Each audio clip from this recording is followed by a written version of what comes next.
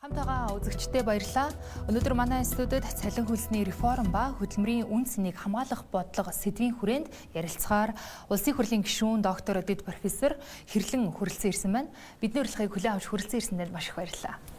За бас та бүхнийг өрсөнд бас их баярлалаа. За сая багш нар ажил хаяад 13 хоногийн дараа хэлцээрт хүрээд үе шаттайгаар цалин хөлсөө нэмүүлэхээр боллоо. За тэгээд үүний дараа одоо эмч болон эмнэлгийн ажилчид маань бас ажил хаягаа зарласан. Цалин хөлсний реформ хийхэд ер нь засгийн газар ямар чиглэл барьж ажиллаж байгаа вэ? Тэгэхээр энэ одоо багш нар одоо эмчнэр эрүүл мэндийн салбарын цалин хөлсөө нэмэгдүүлэх юм шаардлага тавиад одоо бас өөрийнхөө хөдөлмөрлөх эрхээ хамгаалаад өөрийнхөө дуу хоолойг өргөд явж байна л да. Тэгэхээр энэ удаагийн багш нарын ажил хаялт за эрүүл мэндийн салбарынхны бас одоо тавьж байгаа шаардлага бол ердөөсөө нөгөө суур цалинтэй үндсэн цалингаа 3 сая 500 төгрөгийг гэсэн ийм одоо ялангуяа багш нарын зүгээс бол ийм шаардлага тавиад байгаа шүү дээ тий. Тэгэхээр энэ шаардлага бол өмнөх одоо ажил хаялтуудын шаардлагуудаас нэлээд ялгаатай гэдгийг хүмүүс олж анхаарсан байх гэж бодож байна. Тэгэхээр үндсэн цалингаа ингэж нэмэгдүүлнэ гэсэн энэ шаардлага бол зөвхөн ерөнхийдөө авж байгаа цалин орлогыг мань нэмэгдүүлээд гэхээс илүүтэйгээр үндсэн цалингийн мань 3 сая 500 төгрөг итгэжээ гэж багш нарын зүгээс ийм шаардлага тавьсан. За энэ бол шулуухандаа хэлэхэд одоо энэ 30 гаруй жилийн хугацаанд одоо Монгол хүний хөдөлмөрийн үнэлгээ одоо дэндүү хямдхан байгаад байсан. Цалин хөлсний тогтолцоог шинжлэх ухааны үндэслэлтэйгээр удирдах энэ байдал маань алдагдсны улмаас маш их хэмжээний тэнд алдаа дутагдал хуримтлагдсан байсныг л засахын төлөө одоо дурсан гэсэн үг. Өөрөөр хэлэх юм бол одоо үндсэн цалин 3 сая 500 болгоно гэж хэлж байгаа чинь болоод тэгэхээр бид нар мэдэн штэ өнөөдөр одоо автобусны жолооч 3 сая 500 төгрөгийн цалин аваад тий түүхийн ажилтнууд маань бас одоо 3 сая гаргаал ингээл цалин хөлс аваа явж байгаа. За гэтэл одоо ерөнхий боловсролын сургуулийн багш одоо багшийн дээд сургуулийг төгсөөл одоо яг одоо сургуулийн танхимд очиод хүүхдэд хичээл зааж эхэлж байгаа багш 20 жил бараг одоо 25 6 жил ажилласан багш нарын үндсэн цалин бол сая 484 мянган төгрөг байх жишээтэй. Өөрөөр хэлэх юм бол нөгөө 3 сая 500-аас чинь одоо нэг дахин одоо тий одоо 1.1 одоо 2 3 дахин юм бага болчиход байгаа байхгүй юу? За эмчнэрийн цалин бас одоо нэг сая 560 сая 570 орчим төгрөгийн одоо юм үнэлгээд одоо суур цалинтай байдаг. Тэгэхээр энэ маань юу хэлээд байгаа юм бэ гэхээр одоо ер нь бол тэр 3 сая 500 одоо байгаа нь бол зөвлөдөө. Тэгэхээр Монгол хүнийхээ хөдөлмөрийн үнэлэмжийг дээшлүүлэхийн тулд ялангуяа ирээдүйн хойчийг бэлтгэж байгаа энэ багш нарын цалин хүний амь насныг аварч байгаа эмч эмнэлгийн ажилтны цалин чинь арай өндөр байх ёстой юм биш үү? Одоо нийгмийн одоо хөгжилд те энэ улс орны хөгжилд оруулж байгаа хувь нэмрүүд чинь харилцан адилгүй шүү дээ тийм биз? Одоо ирээдүйн Монгол хүнийг бэлдэж чинь эрүүл Монгол хүнийг одоо Монгол хүний амь насныг аварч чинь те тэгэхээр энэ хүний хөдөлмөр бол одоо 5 6 жил дээд боловсрол эзэмшээд нарийн мэрэгшээд нэлээд нарийн мэдлэг ур чадвар дээр тулгуурлаж энэ ажил үүргийг хийж гүйцэтгэж байгаа нийгэмд чухал хариуцлагатай ажил хийж байгаа энэ хүмүүсийн хөдөлмөр бол илүү өндөр үнэлэгдэх ёстой юм биш үү гэсэн ийм шаардлага байхгүй юу? Энэ удаагийн ажил хаялтын шаардлагын цаад мөн чанар нь энэ. Өөрөөр хэлэх юм бол хөдөлмөрийн үнэлэмжийг одоо нийгэмд гүйцэтгэж байгаа үүргээр нь шударгаар тогтоогооч гэсэн ийм шаардлага байгаа. Тэр ч утгаараа энэ одоо ажил хаялтыг бол хүмүүс янз янзаар харсан баг. За нэг хэсэг нь болоод ирэхээр яг саяны байр суурнаас тийм ээ. За тийм одоо бас энэ чинь одоо өөр хүүхдэд маань эрдэм ном зааж ийн те өвтгөд яваад очиход ангаагаад эмчилж ийн. Эднэрийн маань цалин бол арай дэндүү бага байна. Нэмэх ёстой шүү дээ гэж нэг хэсэг нь харж байгаа тийм. Гэтэл нөгөө нэг хэсэг нь болоод ирэхээр үгүй одоо эднэрийн чинь цалин ингээд нэмэгдээд ирэхээр чинь бараа бүтээгдэхүүний үн өс чинь талхны үн нэмэгд чинь махны үн нэмэгд чинь эднэрийн цалин нэмэгдэхээр нөгөө хувийн хвшлийнхны цалин нэмэгдэх болно. Бас одоо өөр бусад одоо хүмүүсийн цалин нэмэгдэх болно. Тэгэхээр ч одоо нэг ажил олгогчийн үед бол бас айгүй том дарамт үүсгэн одоо тэгээд нөгөө хэвийн байсан амьдралыг алдагдуулах гэдэг юм шиг гэж нэг хэсэг нь ингээ харна тий. Тэгэхээр янз янзын байр суурнаас бол саяны ажил хаялтыг бол харсан байх. Тэгэхээр хоёр дахь одоо байр суурнаас харж байгаа байдлыг бол би юу гэж үзэж байна вэхээр бидний одоо энэ нийгмийн сэтгэлгээнд ер нь бол цалин их өгөөд ирэхийн хэрээр дими одоо хэрэглээ тий одоо нөгөө ихсээд ирдэг дими зүйлд одоо мөнгө зарцуулаад тий ингээд ирэхээр чинь бараг ердөөсөө димидээ тэрэнд орол одоо инфляцийг хөөргдөөд явчин эдийн засгт дарамт үүсгэх чинь одоо бараг л одоо Монгол улс чинь тэ үйлдвэрлэгчхээсээ илүүтэй хэрэглэгч улс. Тэгэл гадагшаа ингээл нэг бараа бүтээгдэхүүний үнэнд явчихна шүү дээ энэ төр гихчээ тэгэр ийм нэг хандлага их олон жил одоо манай нийгэмд байгаадсан байхгүй юу. Иннээс болоод энийг бол онлоор болоод ирэхээр төмөр онол гэдэг байгаа. Цалин үүсний талаарх төмөр онол гэж өөрөөр хэлэх юм бол цалин бага байхын дээрээ инфляцны тэр юм хөөрөгдөхгүй гэж үздэг. Тэгэхээр ийм хандлага, ийм онол ингээ байгаад ирэхээр одоо эннээс нь айсандаа шулуухандаа хэлэхэд нөгөө цалингийн чинь нэмэхтэй ил харагдуулахгүй байхын тулд үндсэн цалингийн нэмэхгүй зүгээр нөгөө нэмэгдэл хөлсийг нэг одоо тий эсвэл нэмэгдлүүдийг жаахан нэмээд чимээгүйх ингээд нэмж явсаар байгаад цалингийнхаа одоо тогтолцоогоо бид нэр эвдээ хийсэн. Тэгээ энийг засахын төлөө сая бол нэгсэндээ дуурсан ийм том одоо жагсаал байсан л гэж хэлнэ. Бид заавал одоо жагсаал цуглаанд хүрэхгүйгээр шат дараатайгаараа цалин хөлсийг нэмэх боломж тэгээд нөхцөлийг энийг яаж бий болгох хэрэгтэй юм бэ? Тэгэхээр ер нь одоо цалин хөлсний асуудлыг чинь одоо боловсролын тухай хуулинд ч те одоо ер нь бол хуулиудад инфляцтай уялдуулж цалин хөлсийг нэмэгдүүлэх ийм зохицуултууд, хуулийн зохицуултууд бол байдаг. За энийг хэрэгжүүлэх хамгийн гол механизм болоод ирэхээр нийгмийн түншлэлийн механизм гэж байдаг. Нөгөө гурван талд хилцээр гэж байна тий. Одоо ажил олгогчийн талаас, ажилтны талаас тэгээд дээр нь засгийн газраас ингээ оролцоод гурван талын хилцлийн хүрээнд уг нь бол жил болгон одоо хэрвээ инфляц огцом нэмэгдэх юм бол тий уйлралдаа ч гэдэг юм уу бас ингээд хилцлээ шинжилээд гурван талд хилцлээ шинжилээд цалин хөлсөө одоо нэмээд явах юм боломжтой байдаг. Гэтэл манад бол яг энэ одоо механизм хэдийгээр яг хөдөлмөрийн хуулинд тодорхой цаагаад өгсөн хэдий ч гэсэн амьдрал дээр бас яг ингэж хэрэгжих тал нь бол учир дутагдaltaй байгаад байна л да. Тэгээ ер нь одоо яг цалин хөлсийг нэмэхэд шийдвэрлэх үүргийг хэн гаргаад байгаа юм? Засгийн газар нь гаргаад байгаа юм уу тий? Засгийн газар дотроос одоо сангийн сайд нь гаргаад байгаа юм уу? Эсвэл одоо гэр бүл одоо хөдөлмөр нийгмийн хамгааллын яам нь хариуцаад байгаа юм уу? Эсвэл одоо төрийн албанд төрийн байгууллагын хувьд болоод ирэхээр төрийн албаны зөвлөл нь энийг хариуцаад байгаа юм уу? Ингээд энэ бас энэ жоохон тодорхойг болчиход байгаа л да. Яг төрийн байгуул албан хаагчлалын цалин хөлсний тухайд гэх юм бол. Тэгэхээр энийг бид нэр ингээд зэгцлэхээс ахуулаад бол их олон асуудлууд байгаа. Тэгэхээр түрүүчийн нэгдүгээр асуулттай ч холбогдуулаад бас би нэг цалингийн тогтолцоо гэдэг юм хэвдэрчээд байгаа гэдэг шүү дээ тий. Тэгэхээр яг одоо өнөөдрийн манай цалингийн тогтолцоо болоод ирэхээр яг шулуухандаа хэлэхэд залуу хүндээ халгаатай. Олон жил ажилласан их олон одоо нэмэгдэл хөлс авдаг, нэмэгдлүүд их олон авдаг.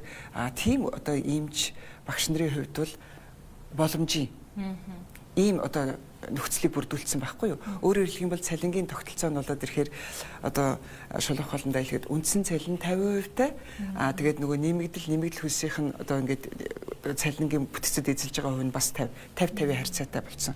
Зарим газар бол одоо бараг ингээд 60-40 харьцаатай болсон тий. Тэгэхээр суур цалин ийм их дэндүү бага байгаад ирэхээр чинь одоо дөнгөж сургууль төгсөөд ажил дээр гарч байгаа эмч ч байдаг юм уу, сувилагч ч байдаг юм уу, багш ч байдаг юм уу тий.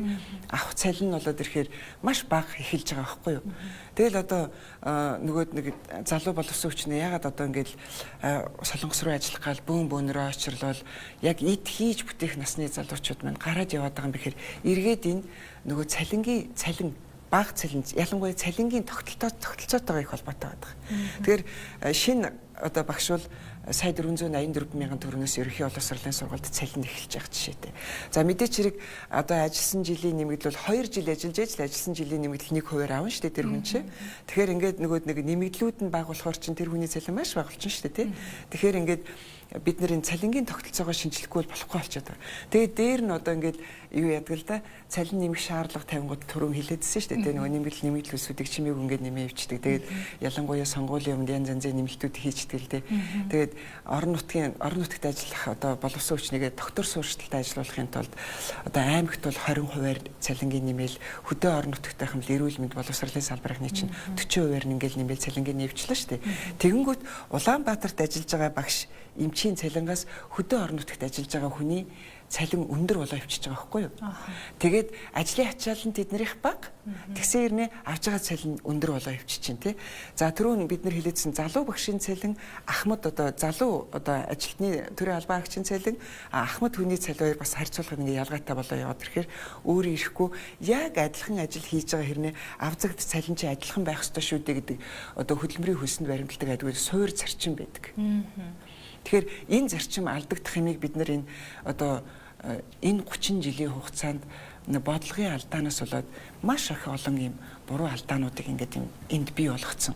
Тэгээд түрүүн та өөрөө сая асуулаа шүү дээ. Засгийн газрын энэ шийдэл одоо ер нь яг ямар чиглэлийг бариад байгаа юм бэ гэж. Тэгэхээр энэ засгийн газар яг энэ цалин хөлсний тогтолцоонд энэ олон жилийн хугацаанд хуримтлагдсан алдааг засахын тулд ийм суур шинжтэй, реформын шинжтэй ийм сая арга хэмжээнүүдийг авч хэлж байна. Өөрөөр хэлэх юм бол одоо нөгөө суур цалингийн нэмий тий одоо багшийн цалин гэхэд чинь цэцэрлэгийн болоод ерөнхий боловсролын сургуулийн багшийн цалин ч одоо 2026 оны 1 сарын 1-ээс одоо үндсэн цалин 2,200,000 болох нь байна. 50-76 гэж байгаа юм л да. Энийг их гоё томьёолцсон. Өөрөөр хэлэх юм бол үндсэн цалингийн 50%-аар нэмчихье. За тэгээд 26 оны 11 сарын 1-ээс үндсэн цалингийн 26%-аар нэмээд буюу үндсэн цалингийн 2,800,000 болгочихъя гэдэг тийм ээ. За энийг ингээ 27 он гэхэд бол одоо нөгөө тавьсан шаардлагын 3,500,000 төгрөгөх ийм арга хэмжээнүүдийг ингээ үе шаттайгаар авч хэрэгжүүлэе гэж байна. За зүгээр цалингийн сангийн яг одоо хүснийх нь хэмжээгээр 20 ч юм уу 30 ч юм уу 40 ч юм уу хувиар нэмээд орхичиж болно л доо. Тэгэх юм бол нөгөө өмнөх алдаанууд нөгөө нэг залуучууд солонгос руу явдаг тий нөгөө төрийн одоо төрөөс одоо сургалтын төлбөрийг нь хариуцаад өсвөлэгч нарыг тэгж бэлдэж гин, багш нарыг тэгж бэлдэж штэ. Ялангуяа багш нарыг бол 2014 оноос хойш одоо ЕШ-ийн өндөр оноо авсан хүүхдүүдийг төрийн одоо төрөөс төлбөрийг нь хариуцаад багшийн мэргэжил сонгож байгаа тохиолдолд 4 жил сурах төлбөрийг нь төр хариуцсан явчихж байгаа шүү дээ. Ингээ баахан олон хүмүүс бэлтгэгдчихдэг. Нөгөөдөл нь авж байгаа цалин бага болохоор чинь тэгэл солонгос явчихад байгаа байхгүй юу? Эсвэл зундаа солонгос явчихад шүү дээ, тий. Тэгэхээр энэ байдлыг засахын тулд үнэхээр саяны одоо нөгөө 30 жилийн хугацаанд хуримтлагдсан энэ байдлыг чинь алдаагийн чинь засахын тулд суур цалингийн эхлээ засъя. Тэгээд тэр дотор нь байгаа нөгөөд нэг бүтцийн одоо алдаанууд байна тий. Өөрөөр хэлэх юм бол хөдөө ажиллаж байгаа хүн өндөр цалин аваад Улаанбаатар 50-60 одоо хүүхэдтэй ангид хичээл зааж байгаа багш бага цалин аваад идэг. Энэ алдаануудыг засъя. Тэ за хөдөөний эмч одоо сувилагч нь ачаалал бага хэрнээ их бас боломжийн цалин авчаад Улаанбаатарт байгаагууд нь бас өдөр шөнөгүй ингээл одоо ээлжинд ажиллаж нэг одоо авж байгаа цалингаа ээлжээр хонж ажилладаг шүү дээ тий. Тэгжээж нэг авж байгаа цалингаа нэмээд ингэж яваад байгаа байдлыг нь засахын тулд суур цалингуудыг нэмье. Энэ нөгөө цалингийн тогтолцоог одоо ер нь залуучуудаа ихтэй болгоё. Тэгээд ер нь яг адилхан ажил хийчихэд илүү үр бүтээлтэй, илүү үр дүнтэй ажиллаж байгаа хүмүүд нь бас арай гүйцэтгэлээр нь ахиу цалингийн өгдөг болгоё гэсэн ийм тал руу энэ реформын шинжтэй өөрчлөлт хийж байгаа учраас би саяны засгийн газрын бодлогыг бол их тийм дэмжиж одоо өөрөө би чинь бас энэ боловсролын салбарт ажилладаг энэ хүний хувьд бас өөрөө яг энэ талын одоо шинжлэх ухааны судалдаг хүний хувьд энэ бодлогыг болоод ирэхээр нэлээд шинжлэх ухаанч бодлого боллоо одоо гэж би бол хараад байгаа. Цалин хөлсний энэ бодлого шинжилэлд ер нь засгийн газрын доктортой байдал хэр их чухал нөлөөтэй байдаг юм бол? Тэгэхээр мэдээч хэрэг одоо манай дээр бас нэг юм алдаа гардаг л да. Нэг засгийн газар солигдоод тэг өмнөх засгийнхаа газрын бодлогыг өгөөсгөл явчихдаг алдаанууд байдаг.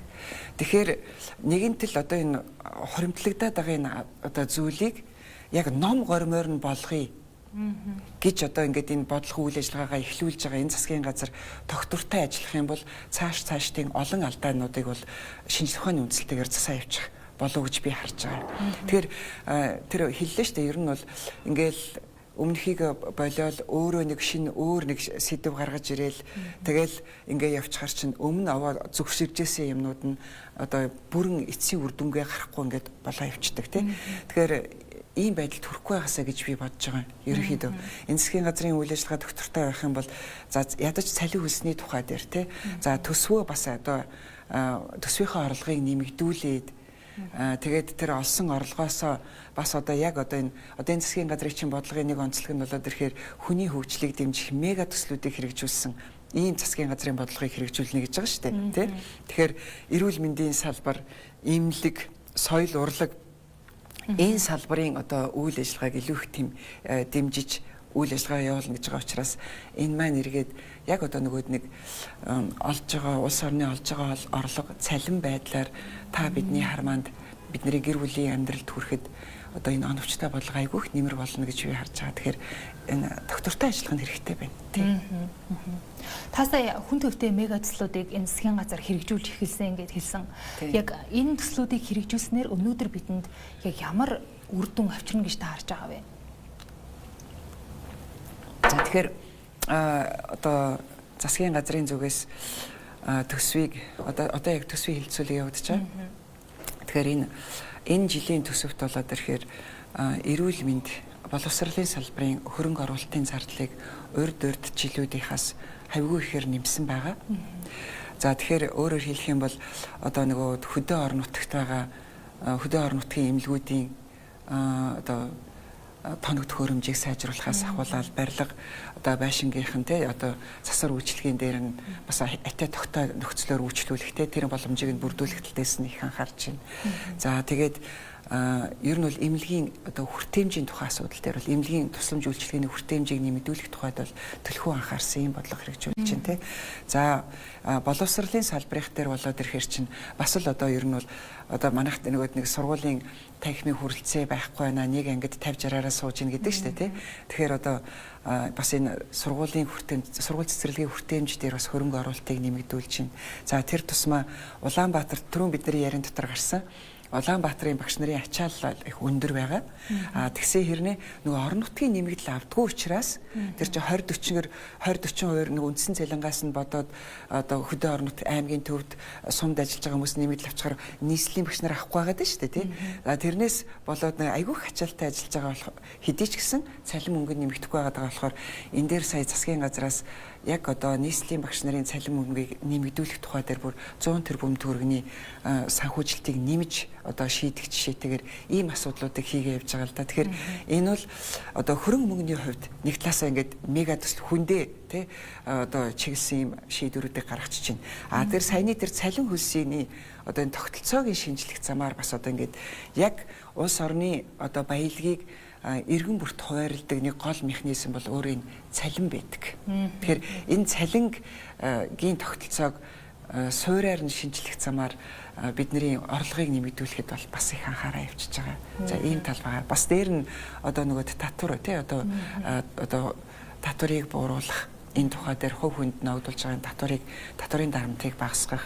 За бас одоо жижиг дунд үйлдвэрлэлийг эрхэлж байгаа хүмүүсийг бас одоо санхүүгийн хэвд дэмжлэг үзэж гэр бүлд те одоо өөрсдийнхөө хөдөлмөрөөр орлогоо нэмэгдүүлэх ийм боломжийг бүрдүүлэх тухай дээр энэ засгийн газар бас их тийм дөрвтэй бодлогоодыг авч хэрэгжүүлж байгаа учраас цогцоор нь хараад үзэх юм бол ердөөсөө одоо оновчтой бодлогоор нийгмийн баялагийг одоо ард иргэдтэй хүргэхэд чиглэсэн ийм үйл ажиллагааг авч хэрэгжүүлж байгаа юм байна. Энэ цалин хөлсний тогтолцоо ер нь яг тэнд дотор байгаа бүтцийн алдааг одоо олж шинжилсэн бодлого одоо ингээд бий болгож ийн гэж. Тэгэхээр төрийн болон хувийн хэмжлийн одоо цалингийн ялгаа яг энэ шинжилсэн бодлого тусгагдсан байгаа лу.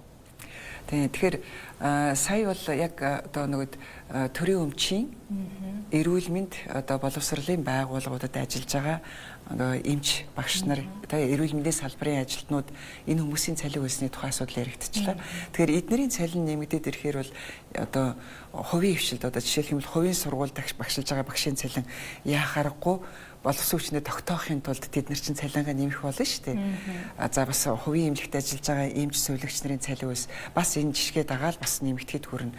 Тэгэхээр энэ бол одоо салбарын ер нь бол одоо нэг түрүү хэлсэн шүү дээ нөгөө нийгмийн түншлэл буюу гурван талд хилцээрээр бид нэр ингээд одоо тухайн салбарынхаа тий үндэсний хэмжээнд салбарын хэмжээнд орон нутгийн хэмжээнд одоо цалин хөлс нийгмийн баталгааныхаа асуудлыг бол ярьж тохиролцдог байгаад байгаа. Тэгэхээр энэ салбарын асуудал яригадаад ирэхийг хүрээнд мэдээч хэрэг одоо хувийн хвшлийн багш эмч нарын одоо цалин хөлсний асуудал бол бас энд бол давхар хөндөгдөөл явна л да. Тийм. Одоо дам утгаараа нөлөөлнө гэсэн. Цалин хөлсний ил тод байдал тэгээд ер нь шудраг байдлыг хангахын тулд яг төр засгаас ямар арга хэмжээ авч байгаа вэ? Тэгэхээр энэ цалин хөлсний ил тод байдал, энэ шудраг байдал эргээд энэ нөгөөд нэг тогтолцооны шинжилттэй ч холбоотой болоо явчих чинь л да. Түрүүн бидний нөгөөд ахаад яриад байгаа шүү дээ. Одоо цалин хөлсөн дээр баримтлагдаг суур зарчим болоод ирэхээр яг адилхан ажил хийгээд авж байгаа цалин адил байх ёстой гэдэг суур зарчим. Тэгэхээр энэ суур зарчмыг алдагдуулсан одоо нөгөө түрүүний хэлээд нөгөө шудраг байдлыг, шудраг бус байдлыг бий болгоод байгаа тэр нөгөөд нэг нэмэгдлүүдийн тухай асуудал шүү дээ. Нэг суур цалин бага хэрнээ цалин яг шахаад ирэнгүүтэл нэхэд ирэнгүүтэл чимээг өхөн нэмэгдэл хөлсүүдийг нэг жаахан ахиулаад ингээд гал намж байгаа явцдаг. Энэ байдлыг чинь засна гэдэг чинь эцсийн дүндээ тэгээд одоо нөгөөд одоо цалинг ил тод шудраг болох нөхцөлийг бүрдүүлж байгаа байхгүй юу? Өөрөөр хэлэх юм бол тэр нөгөө нэмэгдэл хөлсийг чинь авахд хин нэгэн хүн шийдвэр гаргана да. Тэр сургуулийн захирал ч юм уу, эмнэлгийн дарга ч юм уу шийдвэр гаргана шүү дээ, тий. Тэгэхээр магадгүй хувийн үзмжээр одоо нөгөөд нэг нэмэгдлийг нь тогтоохдоо бас тэр хүний шийдвэр цаг хугацааны хувьд оройтох ч юм уу, хувь хэмжээний хувьд арай жоохон багаар өгч юм уу. Ингээл иймэрхүү байдлаар шудраг ус байдлууд үүсэж болохын нөхцөлийг засахын төлөө энэ тогтолцоонд шинжил яваад байгаа байхгүй юу. Тэгээд дээр нь одоо сая нөгөө гүйцэтгэл үр дүнтэй цалинг холбоно гэж яриад байна тий. Түлхүү одоо холбоно. Ялангуяа өнөөдөр боловсролын байгууллагт бол сайн ажилласан багшийн одоо гүйцэтгэлээр урамшуул өгч чинь, байгууллагын гүйцэтгэлээр нь урамшуул өгч чинь. За энэ одоо хоёр тустай байх уу, эсвэл нэг байх уу гэдэг асуудал одоо бас яригдчихэв. Тэгэхээр гүйцэтгэлийн энэ урамшуул ороод ирнэ гэдэг чинь өөрийн чинь саяны хэлээд байгаа сайн ажилласан хүн арай ахиу авах. Муу ажиллах юм бол ахиу нэмэгдэл цалин авахгүй бах тий. Магадгүй цалингаас асуулах ч гэдэг юм уу тий. Ийм байдал руу одоо чи сайн ажилласанд нь ахиу өгье гэсэн бас л ийм шудраг тогтолцоог чинь тогтоохын төлөө энэ тогтолцооных нь хувьд энэ засгийн газар анхаарад бүр ингээд ийм шинжлэх ухаанчаар энд хандаад байгаа байхгүй юу. Тий. Ажил хийж байгаа хүн болгон өөрийнхөө хөдөлмөрийг үнэлүүлэх хэрэгтэй. Мэргэжил бүхэн бас яг хэцүүтэй байдаг, сайхантай байдаг тий.